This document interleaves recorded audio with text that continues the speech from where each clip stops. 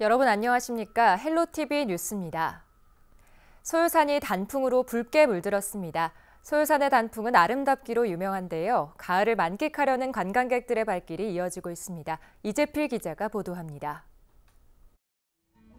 나무들이 알록달록 물들었습니다. 시원한 산바람까지 더해지니 가을 정취가 물씬 풍깁니다. 이곳은 단풍 명소로 유명한 소요산. 지금이 아니면 느낄 수 없는 계절의 아름다움을 즐기기 위해 관광객들의 발길이 이어집니다. 이 아름다운 단풍들이 우리 마음을 기쁘게 하잖아요. 친구들하고 교제도 하고 수다도 떨고 이렇게 아름다운 것도 보고 그거 즐거운 거죠, 뭐 그게. 빼곡히 들어찬 단풍나무 사이로 바람이 불자 낙엽이 우수수 떨어집니다. 사람들은 옷을 갈아입은 소요산을 등반하며 가을의 한복판으로 들어갑니다. 사랑하는 사람과 사진을 찍으며 추억도 남깁니다. 김포에 살고 있는 아이든 씨. 과거 동두천에 거주했던 그는 소요산의 아름다움을 잊지 못하고 또 한 번 발걸음했습니다. 자주 여기 계속 생각나요. 그 소요산 가자. 그래서 오늘 일이 없어서 우리 가족이랑 같이 왔어요. 엄청 이쁘고 마음이 너무 편하고 좀 스트레스 다 버리고 그런 느낌이 있어요. 소요산의 한 해 방문객 수는 약 25만 명. 단풍 명소 소요산이 시민들의 발걸음을 기다리고 있습니다. 헬로티비 뉴스 이재필입니다. 연천군은 올해 처음으로 국화축제를 다음 달 3일까지 일주일 연장 운영하기로 했습니다. 지난 18일 개막한 국화축제는 지난 27일 폐막할 예정이었으나 축제를 연장해달라는 요청에 일주일 연장 운영하기로 했습니다. 연천군은 현재까지 15만 명이 국화축제장을 방문한 것으로 집계하고 있습니다. 연장 운영하는 3일까지는 약 25만 명이 찾을 것으로 기대하고 있으며 연천군은 예전 국화 전시회에 비하면 방문객이 3배 증가한 수치라고 밝혔습니다. 포천시는 지난 28일 포천 종합운동장 내에 반려견 놀이터를 개장했습니다. 반려견 놀이터는 648제곱미터 규모로 대형견과 중소형견을 위한 구역으로 나뉘어져 있으며 시범 운영 기간인 다음 달 말까지 24시간 개방합니다. 13세 이상 보호자와 동물 등록을 마친 반려견은 무료로 이용할 수 있고 12세 이하 어린이는 성인 보호자와 동반해야 입장이 가능합니다. 의정부시는 다음 달 14일 의정문화역 이음에서 첨단 바이오 관련 기업과 투자 관계자들을 대상으로 2024 의정부시 기업유치 설명회를 개최합니다. 이번 설명회에서는 의정부가 보유한 대규모 가용부지의 투자 환경과 유치 기업의 인센티브를 알아볼 수 있습니다. 특별히 기업유치 설명회 후 참여한 기업인들을 대상으로 한 로케이션 투어를 마련해 직접 현장을 확인하고 지역 환경을 분석할 수 있는 기회도 제공합니다. 유인춘 문화체육관광부 장관이 연천 수레올 아트홀을 방문해 공연을 관람하고 지역 문화예술 관계자들과 만났습니다. 이번 방문은 현장의 목소리를 듣는 한편 공연 관계자들을 격려하기 위해 마련됐는데요. 참석자들은 공연 시장의 불균형 해소와 공연장 활성화 등에 대해 의견을 나눴습니다.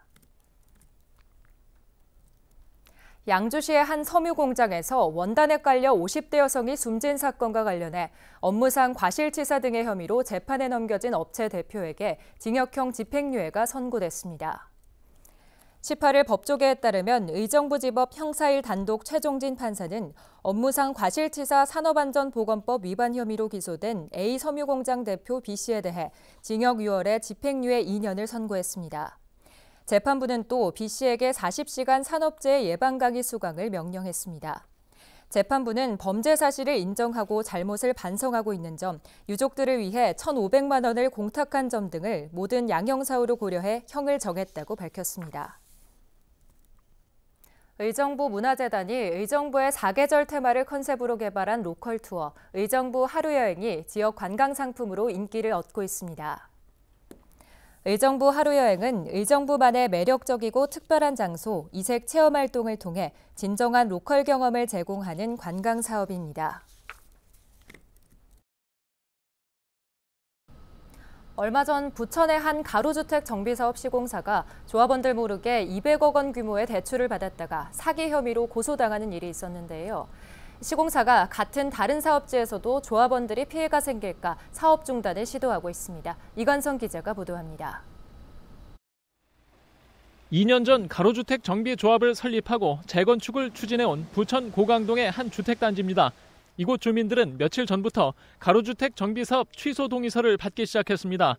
정비사업을 맡기로 한 시공사가 최근 다른 가로주택 정비사업지에서 200억 원 규모의 대출 사기 혐의를 받고 있는 사실을 알게 됐기 때문입니다. 그 소리를 듣고 우리 여기 집행부에서 당장 중단을 시킨 거죠. 왜냐하면 그 뻔히 알고 어떻게 진행을 하겠어. 그러니까 그 사람이 여기를 지금 저기를 시공을 하기로 그 사람이 대표적으로 맡기로 했는데 저 사건 때문에 중단이 된 거예요. 우리하고 이제 갈라진 거지.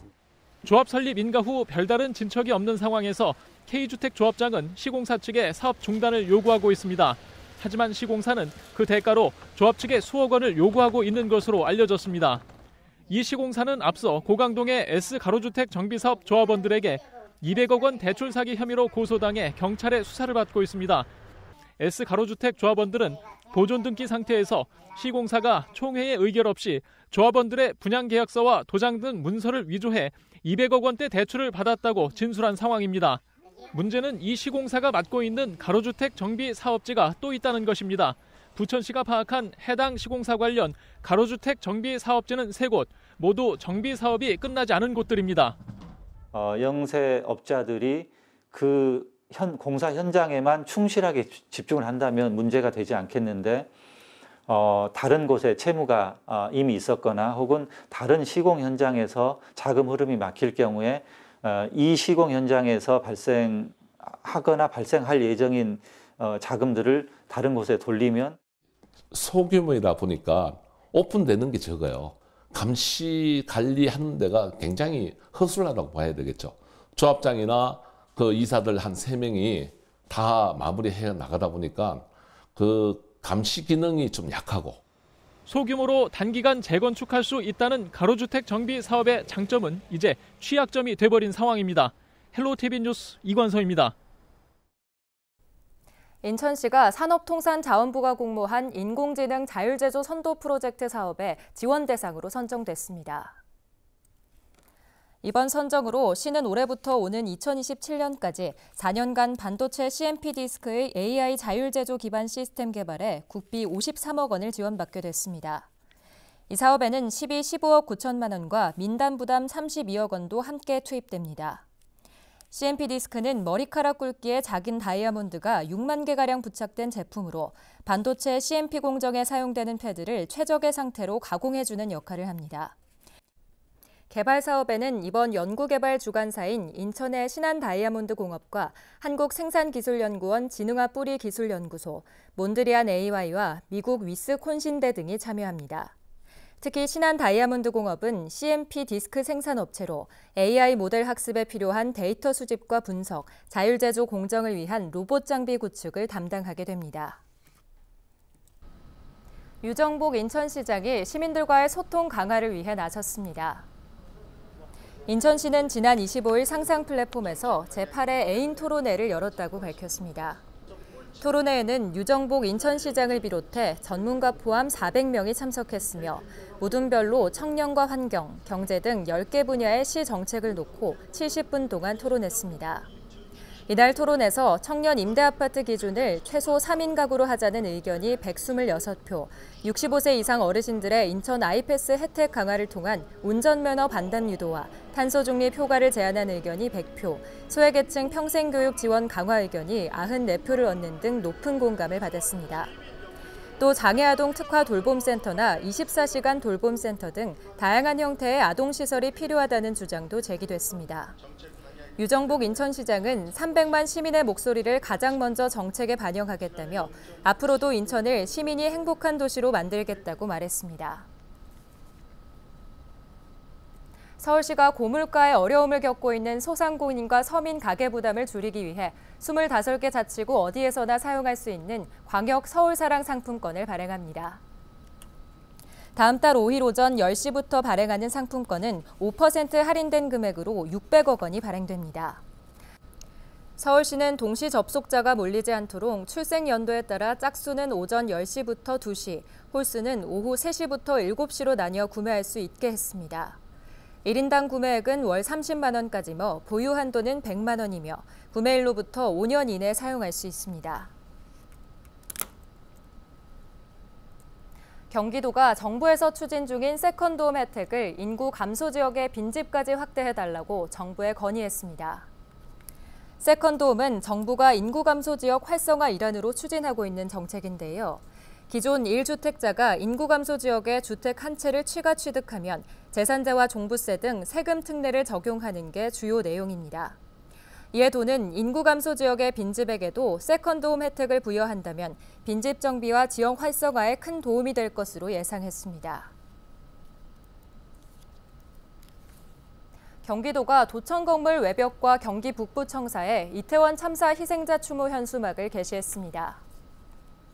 지난 24일 김동연 경기도지사는 이태원 참사 2주기를 앞두고 희생자 유가족들을 만났는데요. 이 자리에서 유가족들은 희생자 추모 현수막 설치를 부탁했고 김 도지사는 이를 받아들였습니다. 도는 현수막과 함께 추모기도 별도 제작해 청사 앞에 개양했는데요. 도는 현수막과 추모기를 오는 31일까지 설치할 계획입니다. 인천 지하철 내에 독도 라운지가 설치됐습니다. 인천시는 지난 25일 독도의 날을 맞아 인천 도시철도 1호선 센트럴파크 내 도심 휴게시설 유후 공간을 활용해 독도 라운지를 조성했다고 밝혔습니다. 독도의 역사적 의미를 시민들과 학생들에게 알리고 우리 영토의 가치를 되새길 수 있는 공간을 마련하기 위해 설치했다는 것이 시의 설명입니다. 라운지에서는 독도의 전경을 담은 대형 포토존이 설치돼 방문객들의 사진을 촬영할 수 있으며 3D 독도 조형물과 독도 관련 홍보 영상을 사용하는 대형 TV, 실시간 독도 라이브 영상 등을 송출하는 모니터 등이 갖춰져 있습니다. 경기도교육청이 2024년 제3차, 2025년 제1차 지역교육 현안 특별교부금 433억 원을 확보해 학교 시설 개선에 나섭니다. 여기에 자체 예산과 지자체 대응 예산까지 더해 총 529억 원을 투입해 학생들의 학습 환경을 개선할 계획입니다.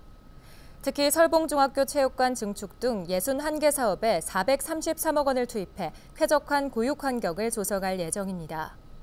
교육청 안중산 예상 담당관은 지역 교육 환경 개선을 위해 지역 교육 현안 특별교부금을 지속적으로 확보하겠다고 말했습니다.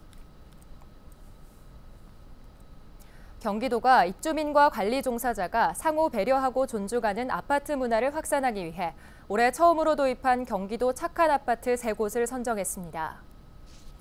최종 선정된 단지는 김포 강변마을 동일하이빌과 용인 동백역 경남 아너스빌, 수원 이편한 세상 광교 등입니다. 이번에 선정된 착한 아파트 단지에는 도지사 표창과 인증 동판이 수여됩니다. 착한 아파트 단지는 노후 공동주택 주거 환경 개선 사업 시 우선 지원도 받게 됩니다. 인천시 교육청이 전국에서 처음으로 공립유치원 학급당 최소 인원 기준을 마련해 학급당 유아 정원을 감축하기로 했습니다. 공립유치원 최소 인원 기준은 소규모 학급 운영으로 인한 교육과정의 어려움과 행정, 재정적 비효율성을 개선하기 위해 마련됐습니다. 이번에 수립된 학급 편성 최소 기준 인원은 4명으로 유아 모집 후 4명 미만일 경우에는 해당 학급을 편성하지 않으며 이는 매년 원화 모집 시 반영될 예정입니다. 다만 도서 지역 등 교육 여건이 열악한 지역의 경우 예외를 인정해 공교육 기회를 보장할 계획입니다. 시교육청은 내년 1년간 유예 기간을 거쳐 오는 2026학년도 3세반부터 순차적으로 최소 인원 기준을 적용하고 2028학년도에는 모든 학년으로 확대 시행할 방침입니다. 또 공립유치원 교육 환경과 교육의 질을 높이기 위해 내년부터 학급당 유아 수도 줄이기로 했습니다. 학년별로 만 3세반은 12명, 만 4세반은 17명, 만 5세반은 19명, 혼합반은 15명 이하로 조정해 2024학년도 대비 1명씩 감축 조정했습니다.